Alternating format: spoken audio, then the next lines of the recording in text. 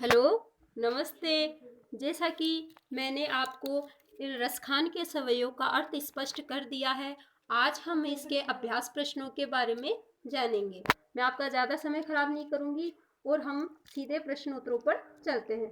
पहला प्रश्न है, ब्रजभूमि के प्रति कवि का प्रेम किन किन रूपों में अभिव्यक्त हुआ है। पहले इस प्रश्न को समझना है हमें कि कवि ये इसमें पूछा क्या गया है। इसमें पूछा गया है कि जो कवि है वो किस रूप में ब्रजभूमि के प्रति अपने प्रेम प्रदर्शित करता है, मतलब क्या चाहता है वो ईश्वर से। तो इसमें ये बताया गया है कि वो ईश्वर से कहता है कि हे श्री कृष्ण, इस जन्म में या जब भी मेरे अगले जन्म में मैं जन्म लूं तो मुझे ब्रजभूमि में ही मेरा जन्म हो, और इसके लिए आप चाहे मुझे पक्षी बनाए, पशु बनाए, पहाड़ बनाए, कुछ भी बनाए, लेकिन वो सब कुछ किससे संबंधित होना चाहिए, ब्रजभूमि से संबंधित होना चाहिए।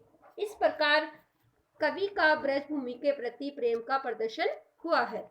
अगला प्रश्न है, कवि का ब्रज के वन, बाग, तालाब को निहारने के पीछे का क्या कारण है। जैसा कि हम सब जानते हैं कि जो रसखान है वो कृष्ण का सामीप्य प्राप्त करना चाहते हैं, और कृष्ण का सामीप्य प्राप्त करने के लिए वो कृष्ण से जुड़ी हर वस्तु से अथाह प्रेम करते हैं। तो जो श्री कृष्ण भगवान है उन्होंने अपनी लीलाएं गोप गोपियों के साथ ब्रज के वन में, बाग में और तालाब के आसपास की है। इसलिए वो जो रसखान है वो इन चीजों को निहारते रहते हैं। अगला प्रश्न है अपना, एक लकुटी और कामरिया पर कवि सब कुछ न्योछावर करने को क्यों तैयार है।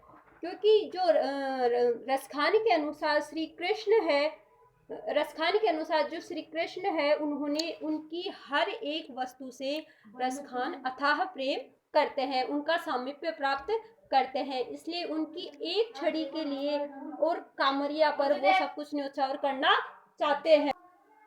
अगला प्रश्न है, सखी ने गोपी से कृष्ण का कैसा रूप धारण करने का आग्रह किया था, अपने शब्दों में वर्णन कीजिए। सखी ने गोपी से कृष्ण का ऐसा रूप धारण करने का वर्णन किया था जिसमें वो मोर के पंखों से युक्त मुकुट हो, पीले वस्त्र धारण किए हुए हो और गले में मुंज की माला हो, और ये सब पहनकर वह ग्वालों के संग गायों को पीछे, उनके गायों के पीछे चलने का रूप धारण करना चाहती है। अर्थात कृष्ण ने जो ग्वाला रूप धारण किया था उसी रूप को गोपी धारण करना चाहती है।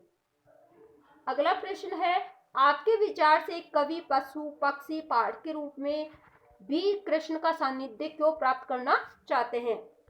हमारे विचार के अनुसार कवि पशु, पक्षी, पहाड़ के रूप में कृष्ण का सानिध्य इसलिए प्राप्त करना चाहते हैं क्योंकि जो भी ये पशु, पक्षी, पहाड़ है और ब्रजभूमि से ये सारे संबंधित है। तो यहाँ पर श्री कृष्ण ने लीलाएं की है, तो इसकी वजह से रसखान उससे उनका सानिध्य प्राप्त कर अथाह सुख प्राप्त करना चाहते हैं, क्योंकि ये सारी जो वस्तुएं हैं वो श्री कृष्ण के जीवन से, श्री कृष्ण की लीला से जुड़े हुए हैं। चौथे सवैये के अनुसार गोपी अपने आप को क्यों विवश पाती है।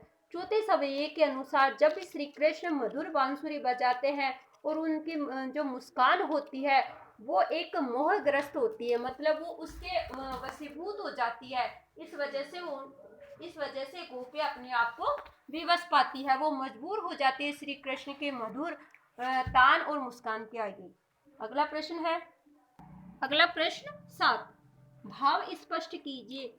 कोटिक एक कल दोत के धाम करील के कुंजन ऊपर वारु। कोटिक यानी करोड़, कलदोत के धाम यानी करोड़ों जो सोने के महल होते हैं उनको करील के कुंजन के ऊपर वारु, यानी कि जो रसखान कहते हैं कि मैं जो करील के कुंजन है उसके ऊपर करोड़ों महल को भी न्योछावर करना चाहता हूँ।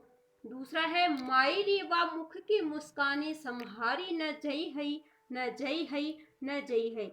इसमें गोपी अपनी माँ से कहती है कि हे मेरी माँ, जब भी मैं श्री कृष्ण के मुस्कान देखती हूँ तो मैं अपने आप को संभाल नहीं पाती हूँ, संभाल नहीं पाती हूँ, संभाल नहीं पाती हूँ, मैं उसकी मुस्कान के आगे विवश हो जाती हूँ। अगला 8वां प्रश्न है, कालिंदी कूल कदम की डारन में कौन सा अलंकार है?